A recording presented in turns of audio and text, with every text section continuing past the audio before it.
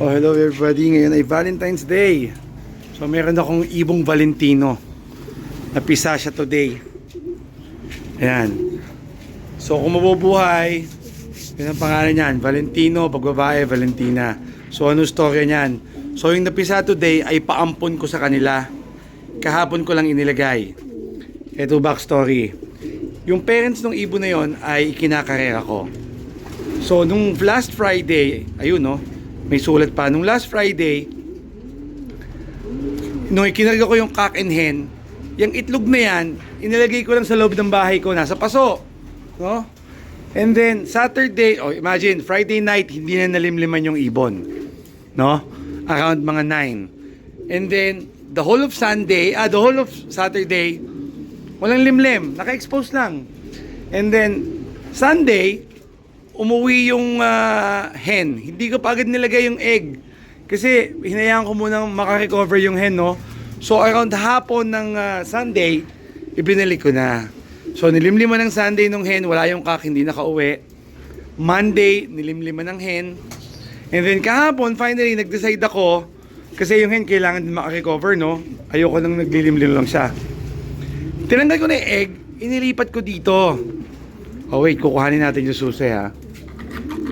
Inilipat ko dyan, then ngayon pagtingin ko pisa na. Ang napisa, yung nilagyan ko ng initials.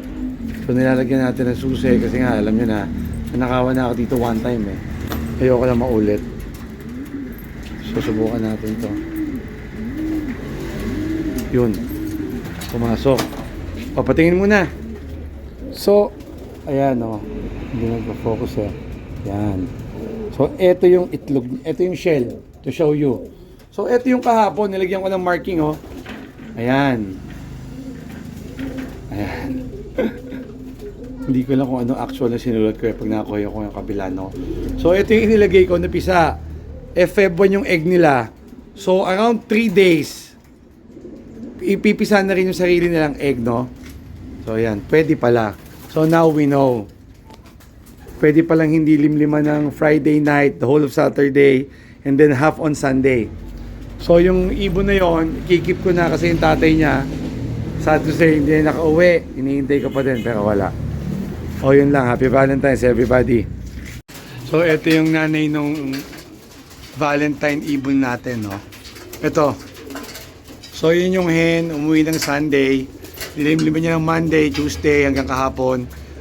And then, yun nga, kinuha ko, pinilagay ko kahapon din, then today napisa. So, imagine, no?